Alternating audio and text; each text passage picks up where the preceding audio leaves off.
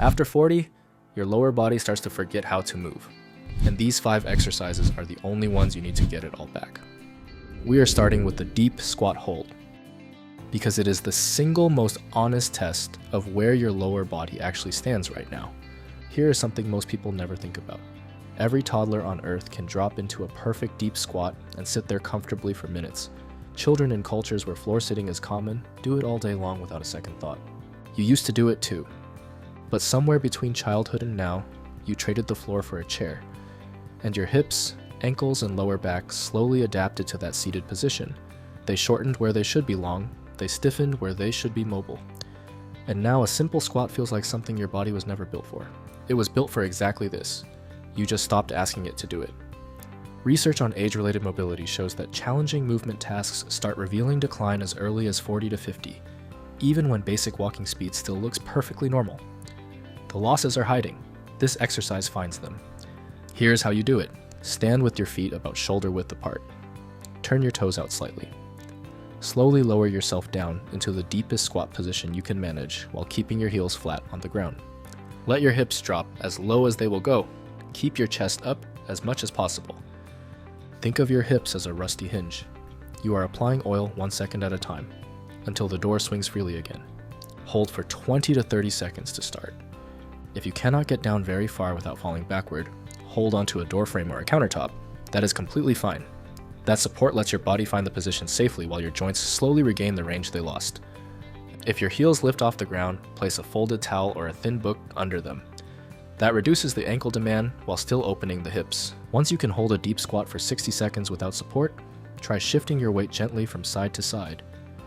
That lateral weight transfer opens up the inner thighs and adds a rotational element that takes the squat from a static hold to a dynamic mobility tool. What you are doing here is reclaiming a fundamental human resting position that your body was designed for. Every joint from your ankles to your lower back is being taken through its full range of motion simultaneously. The hip joint is flexing, the ankles are dorsiflexing, and the lumbar spine is learning to maintain a neutral position under load. 20 years of chairs did this to your body, and the deep squat hold is how you prove that it can still come back.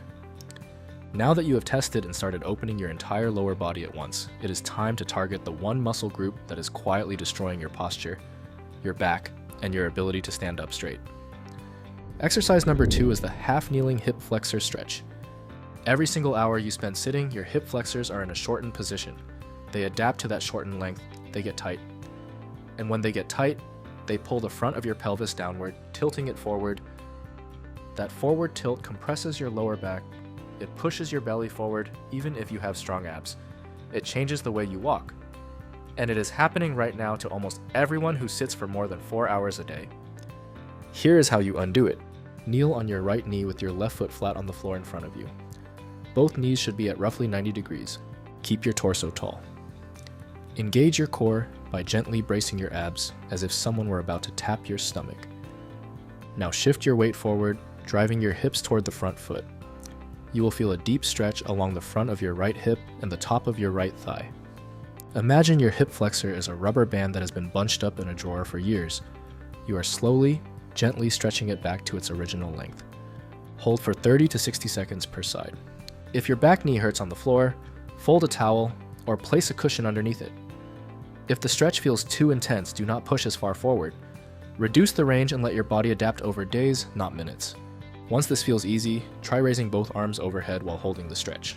That lengthens the hip flexor chain all the way up through the psoas and into the lower ribs, reaching muscles that a basic version does not touch. Here is why this one matters so much for anyone over 40. The hip flexors are connected to the lumbar spine through a deep muscle called the psoas. When the psoas is chronically shortened, it does not just pull on the pelvis, it pulls directly on the vertebrae of your lower back. That is why so many people with tight hip flexors also have chronic lower back pain, and no amount of back stretching will fix it because the source of the pain is actually the front of the hip. After a few weeks of daily hip flexor stretching, you will notice that standing up from a chair feels smoother. That tight catching sensation in your hips when you take your first steps in the morning will start to disappear. Your lower back will stop working overtime. Now, exercise 5 is the one I saved for last because it addresses the 2 tightest areas in the body at the same time in a single position while you lie on your back and breathe. More on that in a minute. Exercise number 3 is the 90-90 hip switch. Physical therapists consider hip rotation the single most neglected movement pattern in adults over 40, and the consequences are not small. Your hip joint is a ball and socket, designed to rotate freely in every direction. But when you sit in a chair, your hip only uses 2 positions: flexion when you sit, extension when you stand. The rotational capacity, both internal and external, quietly disappears. And when hip rotation goes, your knees compensate, your lower back compensates. That is where the pain lives. Here is how you do the 90-90. Sit on the floor with your right leg in front of you, bent at 90 degrees, and your left leg behind you, also bent at 90 degrees. Your right shin should be roughly parallel to your body. Your left shin should be roughly perpendicular. Sit up as tall as you can. If you cannot sit upright without your pelvis rounding underneath you, sit on a yoga block or a thick folded towel to raise yourself up. Now here's the switch. From this position, rotate both legs to the opposite side, so your left leg is now in front and your right leg is behind. Move through the transition slowly and with control. Picture your hip joint as a ball in a socket. Right now it only rotates in 2 directions. This exercise teaches it to rotate in all of them. Do 5 to 8 switches per side. Take 5 to 10 seconds for each transition. Slow and controlled is the goal here. If switching feels impossible, stay in the static 90-90 position and just hold it for 30 to 60 seconds per side. Getting into the position and sitting tall is the first milestone. The switch comes later. Once the switches feel smooth, try adding a slight forward lean over the front shin during each hold. That deepens the stretch into the hip capsule and reaches the stabilizer muscles that static positions miss entirely. What makes this exercise irreplaceable is that it trains both internal and external rotation simultaneously. No other single exercise covers both rotational directions in both hips at the same time. For someone over 40 who has spent decades moving in only 2 planes, this is the fastest way to recover what years of sitting have taken away. Now, if this content is helping you, subscribing takes 1 second and it tells me to make more videos like this one. That is it. Let us keep going. Exercise number 4 is the wall ankle mobilization. Your ankles are the foundation of every standing movement your body makes. Walking, climbing stairs, getting up from a chair, maintaining your balance on uneven ground. All of it starts at the ankle. And here is what almost no one realizes. Ankle stiffness is directly correlated with balance instability and fall risk, especially after 40. When your ankle cannot flex properly, your knee, hip, and lower back all have to compensate. That compensation chain is where injuries happen. Studies on aging show that ankle dorsiflexion, which is your ability to pull your toes toward your shin, decreases significantly as you age. And that decrease is linked not just to stiffness, but to measurable increases in postural sway, the amount your body wobbles when you try to stand still. Here is how you mobilize your ankle. Stand facing a wall with your right foot about 4 to 5 inches away from it. Place your hands on the wall at chest height, keeping your right heel firmly on the ground. Bend your right knee and push it forward toward the wall. Try to touch the wall with your knee without letting your heel lift. Think of your ankle as a door that only opens halfway. Every rep pushes it a little further until it opens all the way. If your knee can touch the wall easily, move your foot back another inch. Keep moving it back until you find the distance where touching the wall with your knee is challenging but possible with your heel still grounded. Do 10 to 15 slow repetitions per side. Each one should take about 3 seconds. No bouncing. If your knee cannot reach the wall at all, start with your foot just 2 inches away. That is your starting distance. Progress by moving a 1/4 inch further back each week. Once this feels easy, try performing it with your foot slightly angled inward, then outward. Those angle variations target different compartments of the ankle joint and unlock mobility in directions that a straight ahead version does not reach. What is really happening here is that you are restoring dorsiflexion range to the talocrural joint, the hinge where your shin meets your foot. When this joint moves freely, your knee tracks properly, your squat depth improves, and your body can absorb ground forces the way it is supposed to, instead of sending shock waves up through your knees and into your back. This is also why your deep squat and exercise 1 will improve dramatically once your ankles open up. These exercises are not independent, they feed into each other. Alright, now it is time for exercise number 5. This is the one I mentioned earlier, and if you only do one thing before bed every night, make it this. It is called the supine figure 4 with hamstring stretch. Here is why I saved it for last. There are 2 areas of the lower body that hold more accumulated tension than anywhere else. The deep hip rotators, especially a small muscle called the piriformis, and the hamstrings. These two muscle groups work together to control the position of your pelvis, and when they are both tight, your pelvis gets locked. A locked pelvis cannot tilt, rotate, or shift properly, and when the pelvis stops moving, the lower back tries to do the pelvis's job. That is how chronic lower back pain starts, even when there is nothing structurally wrong with your spine. That tightness you feel deep in your hips comes from your body adapting to a position you were never supposed to hold for 8 hours a day. This exercise reverses that adaptation.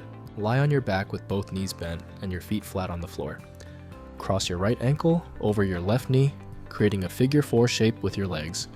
Now lift your left foot off the floor and pull your left knee gently toward your chest. Reach through the triangle created by your legs and interlace your fingers behind your left thigh. You should feel a deep stretch in the outside of your right hip and through the glute area. That is the piriformis releasing. Hold for 30 seconds. Now straighten your left leg toward the ceiling while keeping the right ankle crossed over the left knee. Hold that extended position for another 30 seconds. You will feel the stretch shift from the hip into the hamstring of your left leg. Imagine wringing out a washcloth. That is what this stretch does to the deep muscles around your hip that have been clenched for years.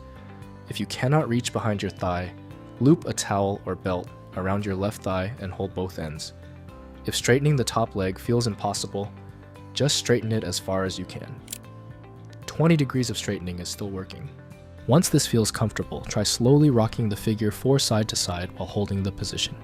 That gentle rocking massages the deep rotators against the floor and releases fascial adhesions that a static stretch cannot reach.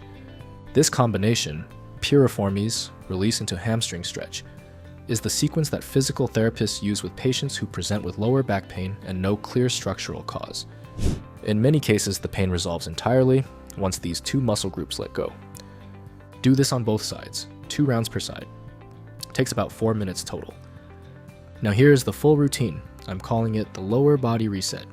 Deep squat hold, 2 sets of 30 to 60 seconds. Use support if you need it and work toward freestanding over time. Half kneeling hip flexor stretch, 30 to 60 seconds per side, 1 set. Focus on driving the hips forward and keeping the torso tall. 90-90 hip switch, 5 to 8 transitions per direction, or 30 to 60 seconds of static holds per side if the switch is too challenging. Wall ankle mobilization, 10 to 15 reps per side. Slow and controlled. Find the distance that challenges you. Supine figure 4 with hamstring stretch, 30 seconds. Figure 4 plus 30 seconds. Hamstring extension, both sides, 2 rounds. Total time is 10 to 15 minutes. Less if your mobility is already decent. More if you want to hold positions longer, which will always give you better results. Do this daily or at minimum 4 to 5 times per week. And remember, mobility is the ability to actually use your body in the positions life demands. Getting down on the floor with your kids, climbing stairs without your knees aching, standing up from a low chair without grabbing the armrests. That is what these 5 exercises give you back. You are not going to feel a dramatic shift on day 1, but after a week, you will notice the squat goes a little deeper. After 2 weeks, your hips will feel looser in the morning. After a month, you will do something physical that used to hurt and realize it did not. That moment is when you know it is working. Your body after 40 is simply undertrained.